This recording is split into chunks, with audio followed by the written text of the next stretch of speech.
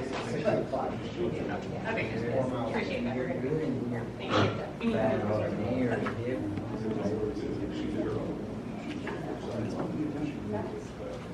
Yeah.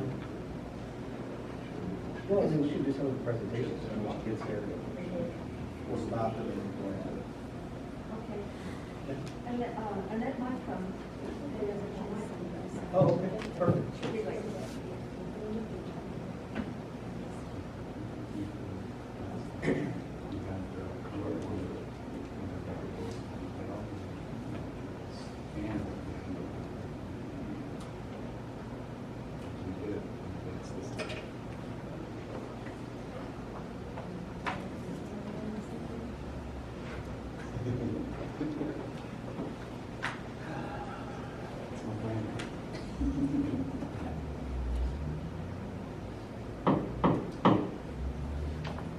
The EDC meeting will now come to order, and it is 6:01. Let's establish a quorum. Ms. Cecilia, will you call the roll, please? Sherry Castillo, present. She might be late. David Jimenez, Present. Cecilia Rodriguez, Mary Helen Deacon, present. Thank you. A quorum has been established. Please stand for the invocation. And I love the Lord's Prayer, so I hope y'all don't mind doing that unless you want to do another type of prayer. Is that okay? All right. Our Father who art in heaven, Hallowed be thy name. Thy kingdom come, thy will be done, on earth as it is in heaven. Give us this day our daily bread, and forgive us our trespasses, as we forgive those who trespass against us. And lead us not into temptation, but deliver us from evil. Amen. Next are the pledges. I pledge allegiance To the flag of the United States of America, and to the republic for which it stands, one nation, under God, indivisible, with liberty and justice for all. Honor the Texas flag. I pledge allegiance to thee, Texas, one state, under God, one and indivisible.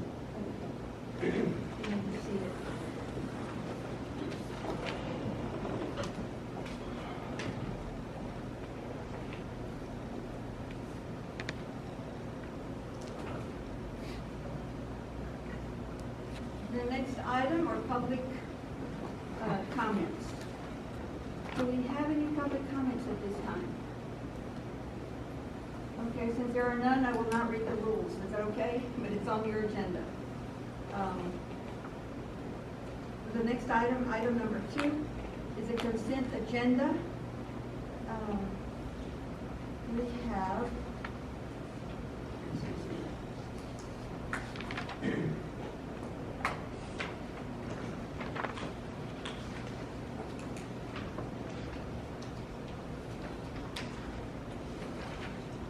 I'm going to back up and do item number 5, the presentations and discussions. Is that okay? Yes. Okay. First, we have the Floresville Chamber of Commerce update. Do we have someone here? I don't see them present. He's not present. Who was supposed to be here, Michelle? It is usually the chamber president that comes. Okay. We got an extra pen I can borrow.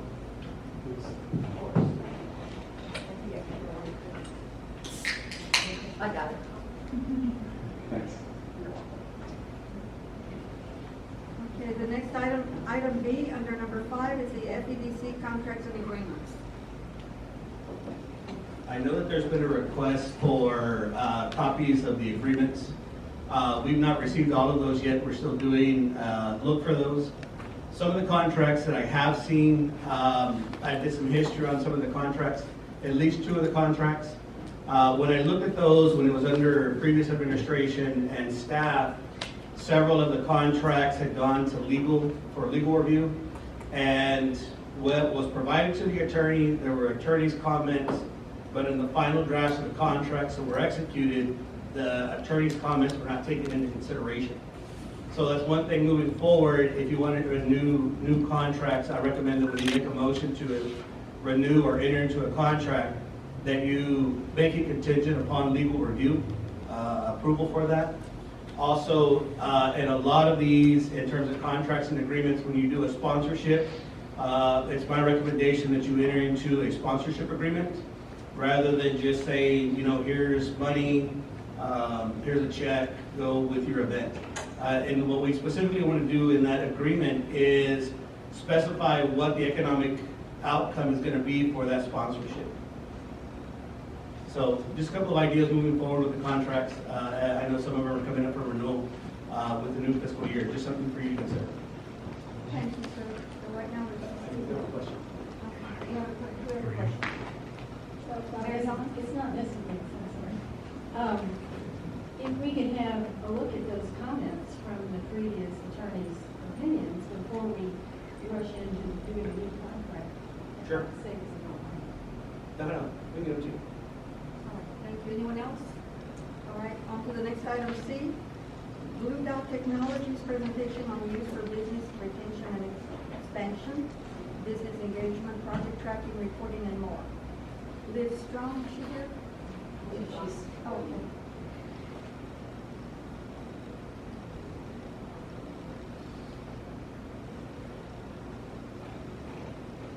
Liz, can you hear us?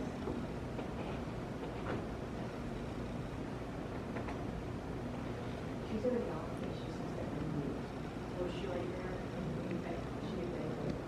I'm sorry, is it, is my, I can hear you now. okay, sweet. I couldn't hear on my end. I can jump in.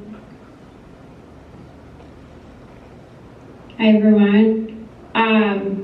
Jump into the dot tonight and kind of walk through what the public business directory as well as what our internal CRM system, and then Matt Riley can jump in about the Open Rewards program. So I will share my screen and I'll walk through the system and what Blue Dot is. So we work primarily with EDCs, EDOs, chambers, cities, and we work directly with the economic development programs to help build VRNE programs and have a internal database of all the businesses, contact information, any sort of important information on the business community. We help supplement the databases by seeing businesses that have opened and closed. So we have that internal system. And then as well, public-facing business directory. This directory is able to be searched by different categories, filters. Businesses can add promotions. They can post jobs as well of this. On the public-facing business directory, any business can go in here and submit a change to the directory. The nice thing about that is that any change that is submitted on the directory, all of these changes will automatically post onto the internal system. So it's a two-way database. So if I were to go in here and suggest a change, if this was my business, I could click here and click on edit.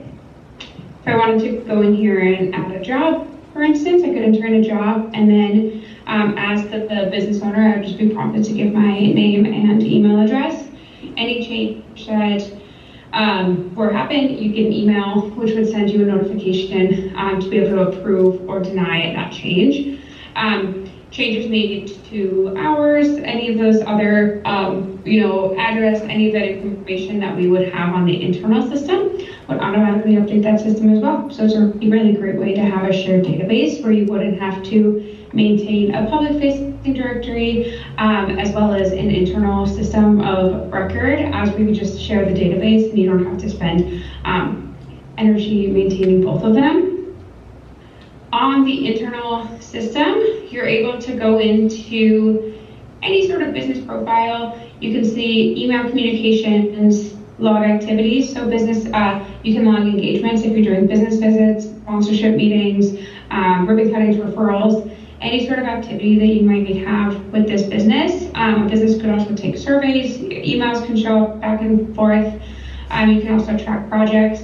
And then the profile is really our system of record for keeping track of all the information we currently have on a business.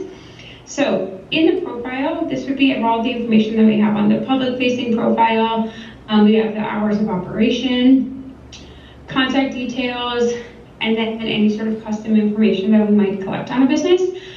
So things like sales volume, employee count, things that are important for us to be able to track if we ever want to be able to share out on metrics on employee count, different industries that we have in the town, and then as well as any additional information that you guys might have in your other databases. So we can combine Blue Dot data as well as data that you have in your systems. You can link them to businesses to the properties that they're associated with, labels.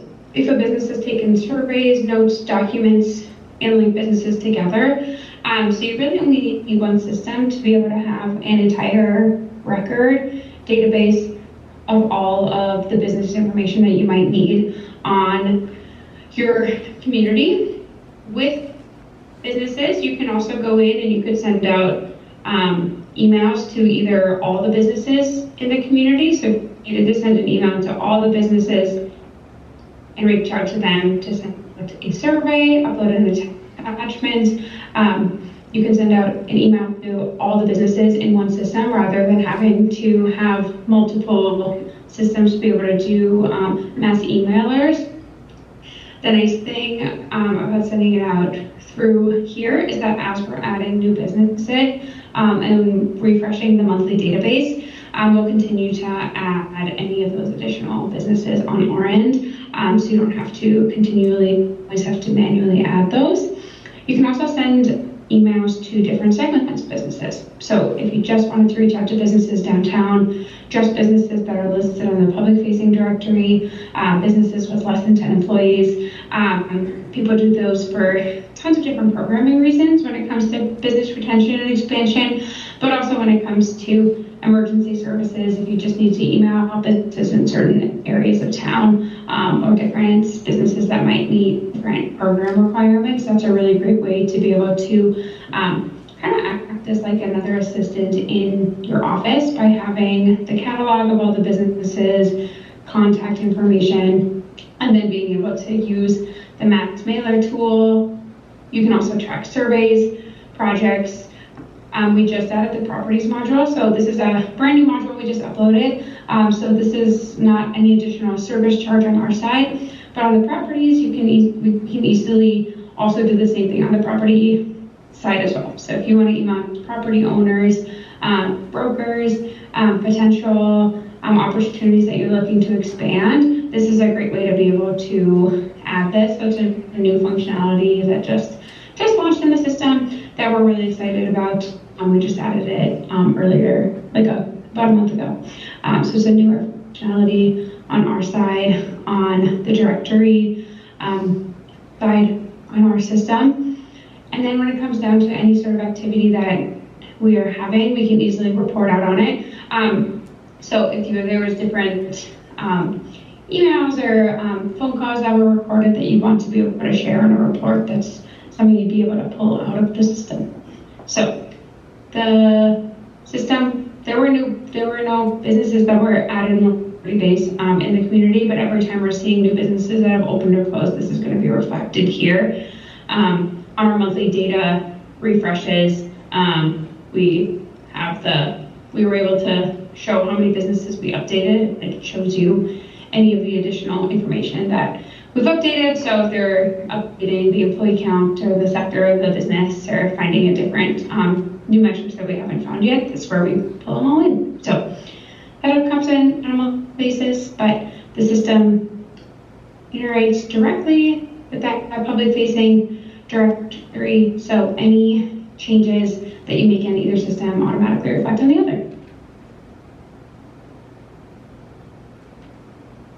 Any questions? David, I know you have. Can you hear me? Yes, I can hear you. I'm just wondering, the data for all of these businesses, the profile data, how was that entered when was it entered, and what, I guess, how was it entered, and when was it entered? Yeah. So it was entered over a year ago. So we have a few different data sources on our side that we use to compile data together. One of the primary sources, obviously, on a public-facing directory is a lot of the information from Google.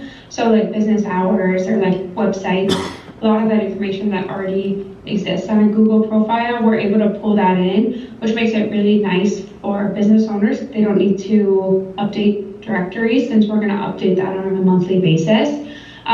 So most of the data came directly from Blue Dot's data source.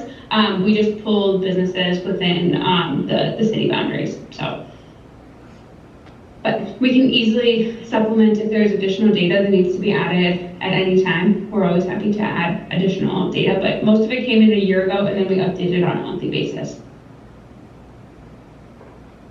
Did she answer your question? Thank you. Anyone else? Liv, who monitors this on the staff side? Can you hear me? Sorry, I cut out a little bit. Now, who monitors this on the staff side? On our side? Charlotte is the main contact on my end. Okay, Charlotte had not been with us for some time, so who else has been monitoring it? Michelle. That makes sense because I've been emailing her quite a bit and have not heard from her. The logins on our side are Michelle. It's just you and Charlotte, so I can get access to whoever needs access on our side and can set up a full one-on-one training as well. And how long have we been doing business with you? Since last year. Last year. So what have we learned since last year? How is this beneficial to our city, other than all the programs that you mentioned? So essentially it's a central location to have all.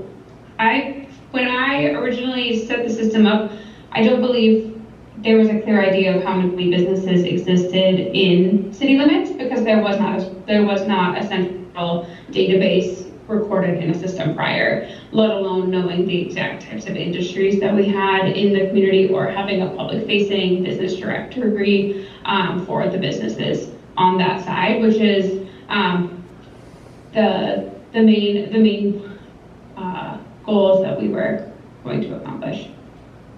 Who are your competitors? So there's a couple other competitors in the space that work directly with cities and counties, but also CRM systems such as like a Salesforce or even, dare I say, as much as like even spreadsheets when if communities are maintaining databases just via spreadsheets as well. I didn't understand the name of the companies. I would say like Executive Pulse or Civic Serve. Do y'all have any questions, Mary Helen? Sheila? I'm not sure what question I have. What use do the businesses gain from this? When do they access it? How often do they access it?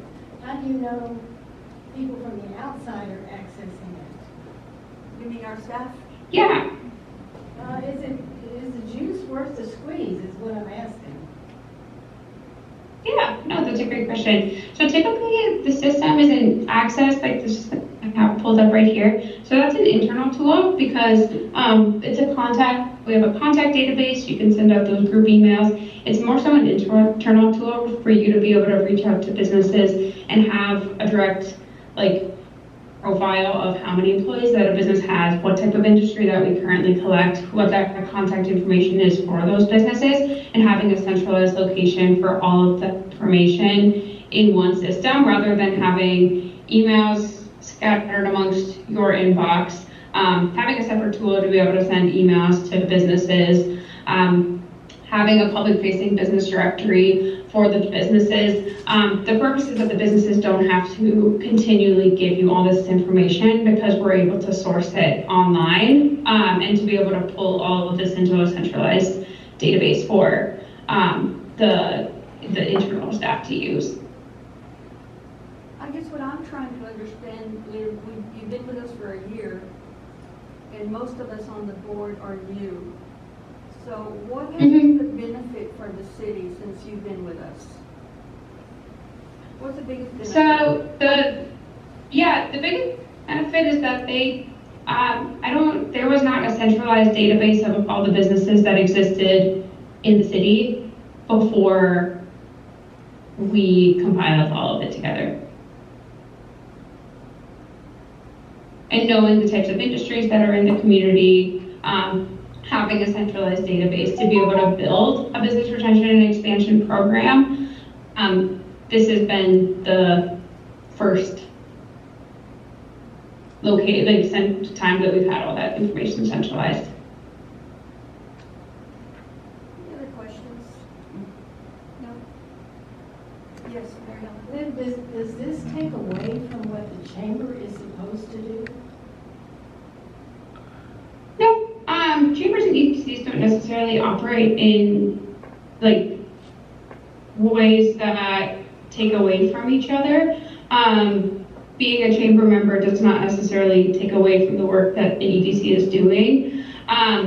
Chambers obviously are more of a pay-to-play sort of setup, and business retention programming or offering incentives and different things, those don't necessarily, I've never considered those to be a detractor. This software system wouldn't necessarily take away from what the work that the chamber does. Any other questions, discussion? All right, thank you so much. We appreciate Thank your you. presentation. Thank you.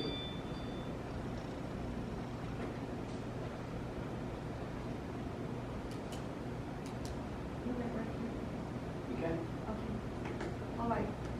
Instead of going on to item C, we're going to break and go into executive session. And the executive session, the time is now 6:22 p.m. and the board will now hold a closed executive session pursuant to the provisions of Chapter 551 of the Texas Government Code in accordance with the authority contained in. So may I have a motion to move into closed session? So moved. And may I have a second? Okay, Mary Helen, and David or Sheila, which one did the second first?